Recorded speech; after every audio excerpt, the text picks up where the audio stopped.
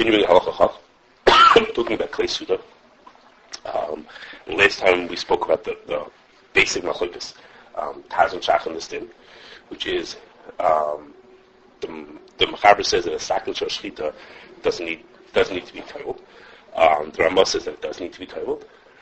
The sakin shel shchita works with the food before it's ready to be eaten. So the Mechaber says it doesn't need to be toiled because it's not working with food that's ready to eat. And the Ramah says we're machmir to toivel blood bracha. And then the question was, I'm just saying this in short, then the Ramah says the next case, he says, but another thing, the red glow that you make the holes in the matzahs with, he says doesn't need tefillah.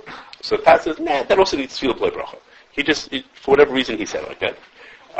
Because it's also, even though it works with raw dough, but it's still something that it works with food and helps them get ready to be eaten, and therefore needs tefillah.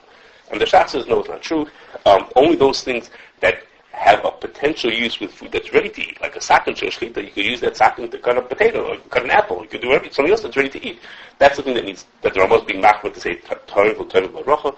But the things that don't need, that there's no way in the world to use it with something that's ready to eat, like the redler, the thing that makes the holes in raw dough for matzah. So that, even the Ramah agrees that doesn't need to be tefillah. Yeah, that was it. We talked about that. That's a big issue with Taz and the Shach, and we had a bunch of nafkaminis in that case as well. Okay?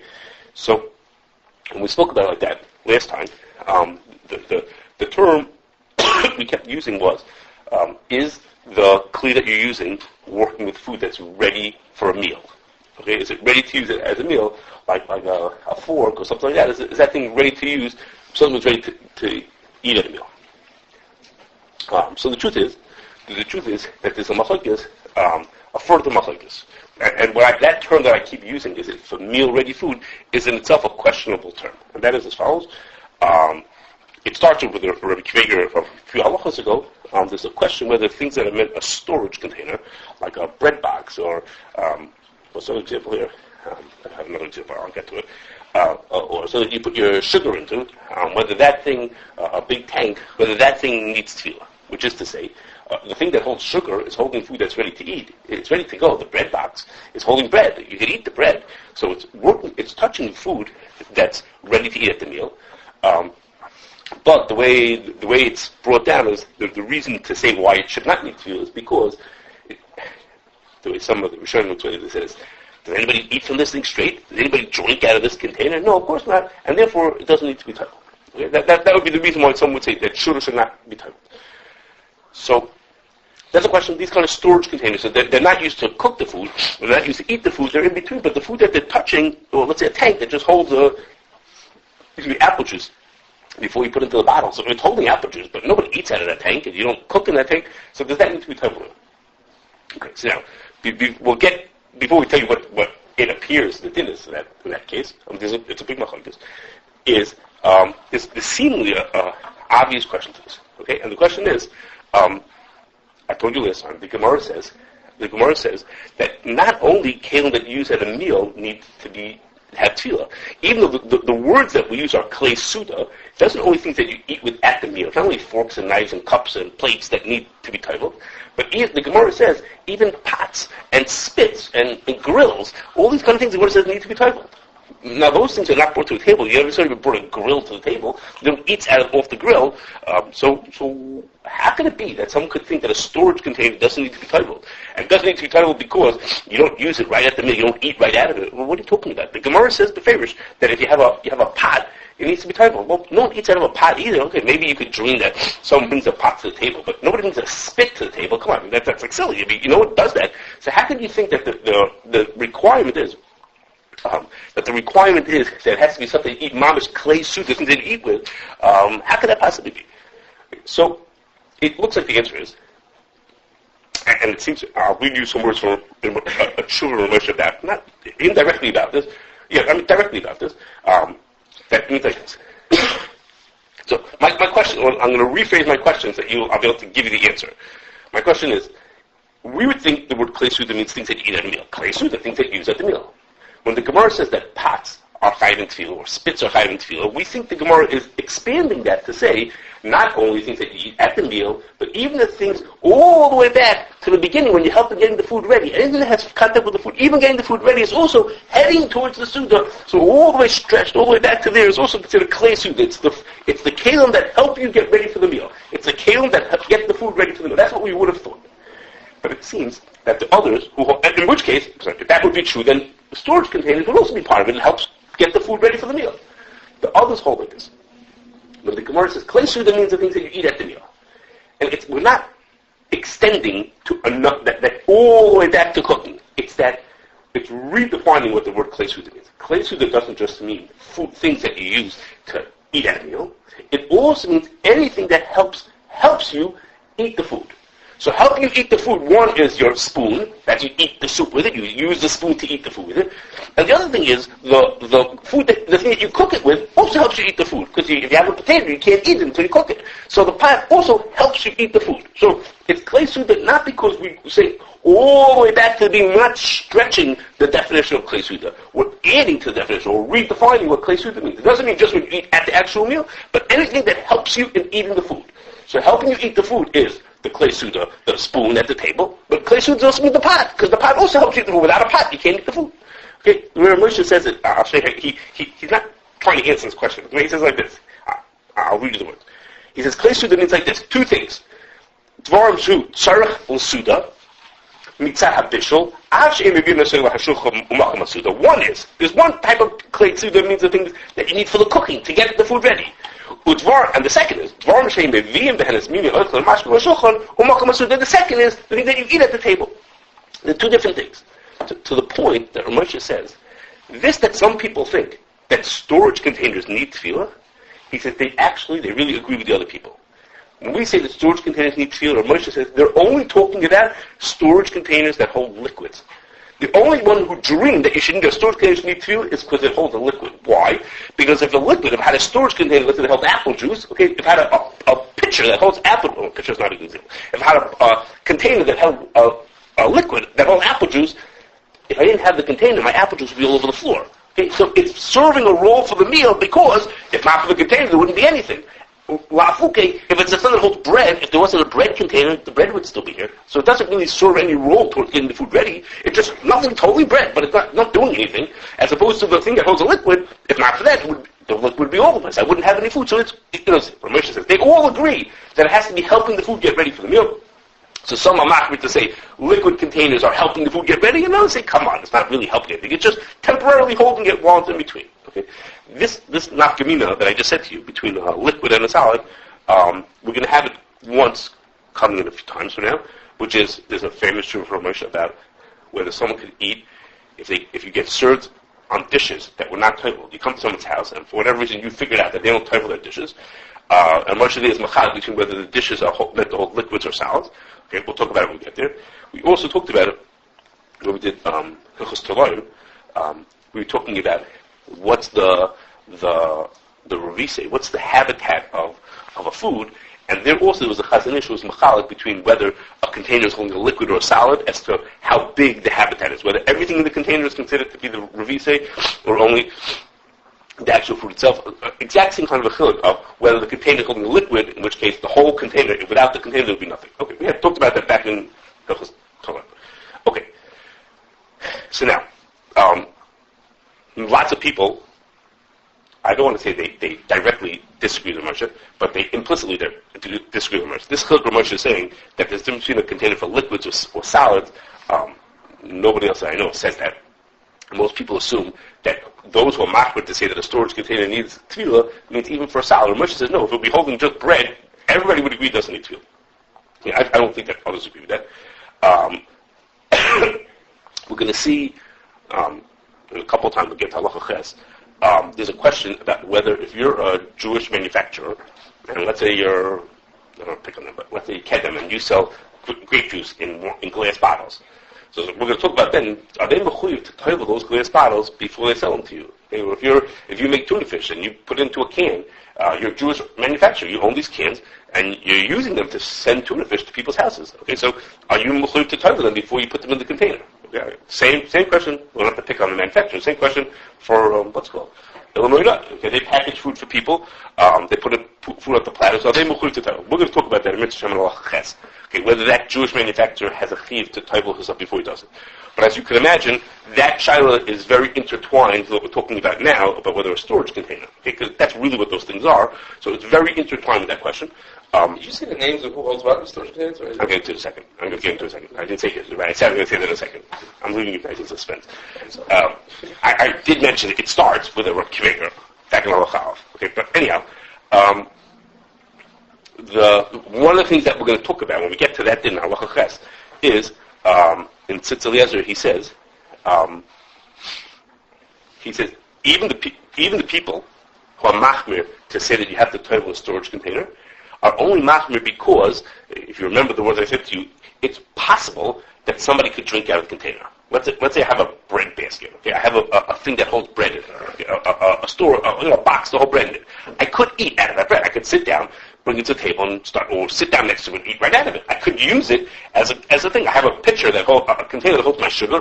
I can scoop sugar right out of it. I can eat right out of it. So he says at least it's within range that the person could eat out of it. It has a certain similarity to what Moshe is saying. That it's only the things that have some functionality for meal uses that are possibly high in Tevillah. He wants to say in the Indian, those containers, he says, it's not possible to eat out of a tuna can. Okay, it's not because. Let me just pause you for a second. Of course, you can eat out of a tuna can, but in the way that he sends it to you, with the can sealed, okay, it's impossible to eat that. You can't get the food out of a tuna can when the tuna can is sealed. Okay, so we're going to talk about it then, which cases and whether you are or not mechuyev and who would hold what over there. But this point that he says that the only time that anyone would be machmir about storage containers is only when you could possibly use them, you could possibly eat out of this thing, has a certain similarity to what Moshe is saying. Not exactly, but a certain similarity. Okay, so now in the Halacha L'Maisa, and I'll mention you some names. The Darkei Tshuva brings a number of people who hold different ways about whether they're chayv in Tevillah. As I said to you, this would be Krieger, rather. And the Star Cake quotes that are behind him says you could be makel. You're not mechuyev to table any storage containers at all. Don't table them at all. Rabbi Keilim, when he brings from a number of Rishonim, or early Acharonim, however you want to call them, who talk about whether you do or don't. Rabbi Keilim seems to favor somebody who says, I forgot who, someone who says that at least for metal containers you should be table. Okay. Because they're chayvim tefillah with the rights. It's a shaila. It's a soft what it is. So at least for the metal ones, you should be tefillah. That's where Kriega seems to lean that way. And again, the swar of the piprim is because it doesn't help appearance. It has nothing to do. It has no functionality for the meal. It doesn't do anything for the meal. The food that when you cook in the pot, that makes the food ready. You can't eat without that. And on a plate, when I eat a solid food off a plate, it's assumed that's Ramosha notwithstanding. Ramosha talks about b'diavad, but it's assumed I'm eating off of it. This is how I choose to eat my food, off of this plate. But the storage container is not doing anything. I don't eat with it. It's not at the suda. It's not the clay suda, and it's not the food that gets the thing ready for the suda. It doesn't do either. It's nothing. It's just like a temporary nothing. It has no use towards the meal. But the salt shaker is. Salt shaker. You try the meal. That's like you bring that right to the table. You're not eating the salt. It's like it's in essence a storage container for salt. No, because you bring it to the table. It comes to the table. You bring it right in and eat with it. So that's eating from it. You know. Okay. On the other side, on the other hand, so Krieg is like doing three instances about the rices from a whole bunch of contemporary poskim, starting with from Zambarbach, and then the ones who we know more personally, Rebelsky or Sifter or Forced. I don't know what first hold. Right, Forced. Say that you should tell without a bracha. Okay, that's all. So a number of people who say those kind of things, that you should be table without a bracha. That's a suffix, and they say even for class, you should table without a bracha. Okay, so I just have to, before we finish this part, just stick in one piece, which is I mentioned to you that the same question would apply to whether you have to table store a tank like in a company. Okay, assuming that you think that a storage container needs to be tabled, then potentially that tank in a company needs to be tabled also. There's going to be a secondary question, which is maybe the tank is so big that maybe something that's very large doesn't need to be tabled also. That's going to be at the end of the sim. At the end of the sim, we'll talk about that. Maybe it's part of from teal for a different reason, not because it's a storage container, but for a second reason, because it's so big, maybe things that are very big don't need to be tabled also. Okay. So now let me move to a second thing. which at first this has no shaykhs what we're talking about, but you'll see that's what I'm talking about because it is. And the other thing is, I just told you the Gemara says that if you have a pot or a spit, you're mechuyev to Tevillah. So if I have a toaster oven and in it's got a grate, and then I put bread right onto it, at least in my house they put bread right onto it, so then that's chayav to be Tevillah because that's like a spit, it's like a grill. I mean, it's a thing that you cook on. Okay, we talked about a few times ago whether you should maybe even be mechuyev to Tevillah the chamber also. Okay, but let's put that on the side. At least the part that the food goes onto, the grate that you put the food onto, assuming that it's metal. In my house it's metal, so then it seems pretty obvious that you should be mechuyev to Tevillah. It's like a pot. Okay, so we would think that the same thing should apply to a toaster also. Okay, a toaster means an old-fashioned toaster where you just put in bread and you push it down and it pops up a piece of bread, or it goes on a belt and it pops out, but the same idea. It's the same thing as a toaster oven. What's the difference? You put the bread into it, you put the food onto it, and the food gets cooked. So why shouldn't it be? We would think that it should be chayav to be Tevillah. To us, it would be obvious that it should be chayav to be Tevillah. So Ramosha wants to say that no, he thinks it's not mechuyev to be Tevillah. And he bases it in part on the following question. Remember I told you that the Gemara says that a whole bunch of things are mechuyev in Tevillah. A whole bunch of things are chayav in Tevillah, not just silverware. The Gemara says yoris are chayav in Tevillah, and I mentioned to you spits and grills also. Okay, but there's other cases. There's two other cases that the Gemara says are chayav in Tevillah. And then, as the Gemara says yoris, which means pots, the Gemara says mechame chamen the kumkamusim are chayav in Tevillah. So Ramesh says mechame chamen is like so you heat up water in a pot that you heat up water in. He says, well, why did the Gemara have to say that for? The Gemara just told us that yoris need to be Tevillah. So a yoris and mechame chamen is the same thing. What's the difference? Something that you heat up, cook up food in. Okay, we get it. So there's a chiddush that if you cook up the food in it, it's chayav in Tevillah, not just if you eat at the meal. Well, why do you have to tell me every example of a pot? What's the point? Why not just tell me that yoris has to be Tevillah? We'll figure it out. All the rest of the pot. It doesn't have to mention every single kind of pot. What's the point of it? He says, so that tells us that when the Gemara says, what I said to you before, when the Gemara says that a pot is chayav in Tevillah, that's a chiddush that a pot is chayav in Tevillah. Because pots don't have anything to do with eating it. It's not a klei suda. You don't eat at the meal with it. But we say, no, it helps get the food ready for eating, therefore it's chayav in Tevillah. Well, what happens if you have a pot that it doesn't do anything, it doesn't make the food more edible than it was? It takes food that's already edible and it just makes it a little different. Like a pot that heats up water. It just heats up water. So water was edible before. You couldn't use the water beforehand. So if it's a pot that just heats up water, it's an urn. We talked about this time. It's just an urn. So why should it be chayav in Tevillah? It's not klei suda. It's not helping anything for the meal. If it cooks potatoes, well then it makes the potatoes ready to eat at the meal. But if it cooks up water, what's it doing? It's not klei suda. He says therefore the Gemara. It was assumed that things like that are not chayav in Tevillah, and it's a chiddush. The mechame chamen are chayav in Tevillah because hot water is for everybody, it's such a big deal to have hot water as opposed to regular cold water. That's such a significant change to the water. Because people drink iced coffee, but you can't make coffee with cold water. Having hot water is a big deal for people, and therefore, even though if it would cook up something, if it would do something else, just heat it up, that would not be enough to make it klei suda. To heat up hot water is a chiddush. The Gemara says that is chayav in Tevillah. Okay, now, so when we finish the sentence, then I'll get back to what he just said. So he says, so the toaster is the same thing. He says the toaster, what does it do? It takes bread. Bread is edible. Most people have to eat bread just the way it is. So for some people, I go a little better that it should be toasted. He says, that's not a significant change. It didn't do anything important to the bread. And therefore, only the chamen are chayav in Tevillah. But toasters are not chayav in Tevillah because the toaster doesn't make the bread anymore. Basically, it's the same bread as it was before. And it's a little toaster. Okay, it's a little crunchy. But basically, it's the same thing. And therefore, he says it's not chayav in Tevillah. Isn't that what you're just talking about? Making toast makes it pasta. Yes. So with that, no comment on that. Especially on my account. No comment on it. Okay, so now, I have to just tell you something, that there's just two angles that we could question what Ramosha said about. I mean, there's a lot of other things that would be even less than toast. Like what? I don't know, like a bread slicer, an apple corer. No, because that, when you cut the food, that's like eat that amount at the meal. That's, you're getting ready to eat it. You cut the food in half to eat it. That's helping you eat the food. That's, you cut the bread. You cut my bagel in half so I can eat it. That's what I'm using it to eat the food. That's how I eat the food. Well, what does this thing do? It just takes the food that was edible. I don't eat with this thing. It's not klei suda. Yeah, so everything over there counts. This is not at the meal. It's only counting because it helps make it ready for the meal. That's what Moshe said. That was the first thing I figured. Apple core, I don't know, let's say some kinds of peelers. You can eat the skin. So we talked about this once before. If I put it through the apple core, yes, if we do it anyhow, so we do the apple and we put it into a bag and take it to school, maybe not. But if I do it right there and I eat it right now, then that's at the meal. That's how I eat it. It's like I'm not going to eat it. The table is not significant. It's not the table. It's, you do it when you're ready to eat. You put it through the machine and then take it out and take a bite out of it. So then you eat it from it.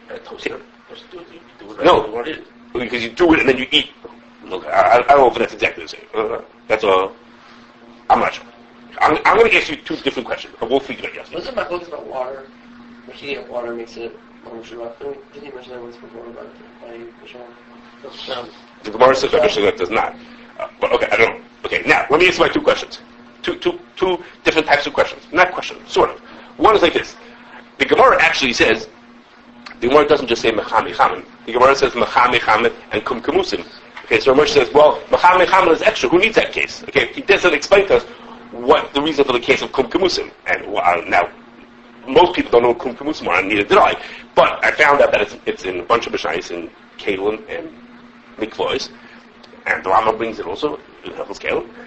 And Kum Kamusim, guess what Kum Kamusim are? They're also pots that heat up water. Okay? Well, the modern Hebrew word is taken from that word from Mishnayos. Okay? In modern Hebrew, it means it's an electric plug-in heating, water heater. But it comes from these Mishnayos, and it's reasonably accurate to what it means. That kumkumusum, a kumkum, is something that's used to heat up hot water. Okay? So the Ramosha is explaining to us why it says mecham mechamin. It's got to tell us water because there's a chiddush that water is. Okay? If that's a question of why the Gemara gave so many, why the Bryce gave so many examples, how is he going to explain why it says kumkumusum? That's the modern day language. That what? That is Moshe. No, it's modern. It's modern Hebrew, meaning Mishnayos. Yeah. So maybe we just translate in the vernacular. That's what Muhammad Haman. It's just the same thing, just two different expressions. So the Bryce mentioned two things because they're the same thing. Why would it mention two things? So people should understand. Oh no, they're not the same thing. I mean, they were translating it. Mecham. Okay, they're not exactly the same. If you look in the Taisus Yontiv, and the Mishnayos actually, they're not the same. Mecham and Kum Kamusim are two versions of the same kli. Maybe that's what it is. Okay, I'm not sure. But I want to tell you, I'm going to have to say something from a different side. My second question is not going to answer the first question, but maybe just put it in perspective, which is, the simple answer to Ramos's question of why the Gemara mentioned all these cases is because the Gemara's, the Bryce that the Gemara brings is not exactly talking about Tevillas Keilim. Okay? It is, but it's not. What I mean is like this. If the whole Gemara of Tevillas Keilim, if the Gemara, this is the piece of Gemara of Tevillas Keilim. Okay? For whatever it's worth, there's two dots. Okay? If the whole Gemara of Tevillas Keilim starts the Gemara about Hagolas Keilim. Okay? And the Gemara starts off with a bridge, with a Bryce that's in between, and it says, Tanarabanan, if you buy a kli, if it was only used for cold, you should just Tevillah it and you're ready to use it. If you use it for hot liquid, you kasher it and then you Tevillah it. And if you use it for on the fire, then you have to do leave into it and then you Tevillah it. Okay? So the Bryce is not just talking about Tevillah, it's talking about Hagolah and Tevillah. It's telling you the rules of how we have a new kli, a used kli, what do you do with it? You got it from a guy, you have to Tevillah and you have to kasher, and it gives you some of the rules. Well, if from that perspective, from the side of the kashering, Mecham is an obvious reason why it has to say that case. Because if I buy a pot from a guy, it's obvious that I need to kasher it. What did he cook in there? He cooked who knows what kind of chazer into that pot. When I buy from him a pot that's only used for cooking up water, I might think I don't have to kasher it. Because you don't cook up water. It's a water pot. That's all you do with it is you cook up water. So you might think that you don't have to kasher it. It's a chiddush. No. You never know what the guy's going to do with it. Who knows what he stuck into his water pot. So it's telling you do have to kasher it even though it's only used for cooking up water. It's just a hot water urn. You never know what Meshuggah is stuck into his hot water urn or what he's stuck on top of it, and therefore you have to kasher it. So the kasher of why I have to say it, maybe it didn't say it because of the Tevillah Shabbat, maybe it said it because of the Hagolah Shabbat, where there's an obvious chiddush, which is that you have to kasher it.